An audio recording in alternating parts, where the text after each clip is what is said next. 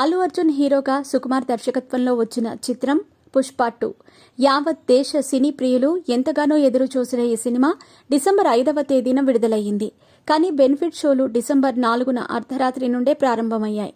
ఈ నేపథ్యంలోనే బెనిఫిట్ షోలలో చోటు చేసుకున్న విషాద ఘటన కారణంగా తాజాగా పుష్ప 2 సినిమాపై న్యాయవాది రామారావు ఇమ్మినేని జాతీయ మానవ హక్కుల కమిషన్కు ఫిర్యాదు చేశారు. సినిమా రిలీజ్ సందర్భంగా సంధ్యా థియేటర్ వద్ద జరిగిన తొక్కిసలాటలో ఒక మహిళ ఏకంగా ప్రాణాలు కోల్పోయింది. దీనిపై చర్యలు తీసుకోవాలని కోరుతూ ఆయన తన ఫిర్యాదులో పేర్కొన్నారు. ఇక రద్దీని ముందే అంచనా వేసే అవకాశం ఉన్నప్పటికీ పోలీసులు ఎందుకు సరైన రీతిలో స్పందించలేదని ఆయన అసహనం వ్యక్తం చేశారు. ఎటువంటి ముందస్తు అనుమతులు లేకుండా ప్రీ రిలీజ్ ఈవెంట్ నిర్వహించారంటూ తన ఫిర్యాదులో పేర్కొన్నారు. చిక్కడపల్లి పోలీసులు అత్యుత్సాహంతో సినిమా చూడటానికి వచ్చిన ఆడియన్స్పై లాఠీ చార్జ్ చేయటం, ముందస్తు జాగ్రత్తలేమీ తీసుకోకపోవటం వల్లే మహిళ మృతి చెందినట్టు ఆయన తన పిటిషన్లో తెలిపారు. ముఖ్యంగా ఘటనపై విచారణ జరిపి చర్యలు తీసుకోవాల్సిందిగా తన ఫిర్యాదులో పేర్కొన్నారు.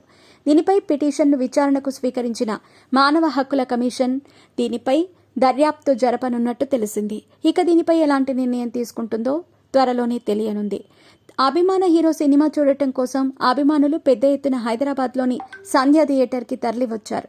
అయితే అంతా సవ్యంగా సాగుతున్న సమయంలో థియేటర్కి అల్లు అర్జున్ కూడా రావటం గమనించిన అభిమానులు ఆయన్ని చూసేందుకు ఎగబడ్డారు. దాంతో తొక్కిసలాట జరిగింది. వాస్తవానికి అల్లు అర్జున్ లాంటి పబ్లిక్ ఫిగర్స్ బయటకు వచ్చినప్పుడు భద్రతా బలగాల మధ్య బయటకి రావాల్సి ఉంటుంది. కానీ వీరు ముందస్తు సమాచారం ఇవ్వకుండా నేరుగా ఆడియన్స్ ముందుకు రావడంతో వారిని కంట్రోల్ చేయలేకపోయారు పోలీసులు. ఇక దాంతో ఆడియన్స్పై లాఠీ చార్జ్ నిర్వహించారు. ఇక దాని నుంచి తప్పించుకోవటానికి ఆడియన్స్ పరుగులు పెట్టారట. అలా తొక్కిసలాట జరగ్గా ఆ సందర్భంలో రేవతి అనే మహిళ అక్కడికక్కడే ప్రాణాలు వదిలింది. అంతేకాదు ఆమె కొడుకు కూడా ప్రాణాపాయ స్థితిలో ఉన్నట్టు వార్తలు వినిపిస్తున్నాయి. ఈ విషయం తెలిసి పలువురు రాజకీయ నాయకులు ఆగ్రహం వ్యక్తం చేస్తున్నారు.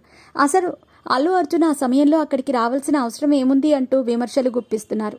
దీనికి తోడు ఇకపై ఎలాంటి బెనిఫిట్ షోలు వేయకుండా తెలంగాణ రాష్ట్రంలో కీలక నిర్ణయం తీసుకున్నారు మంత్రి కోమటిరెడ్డి వెంకటరెడ్డి.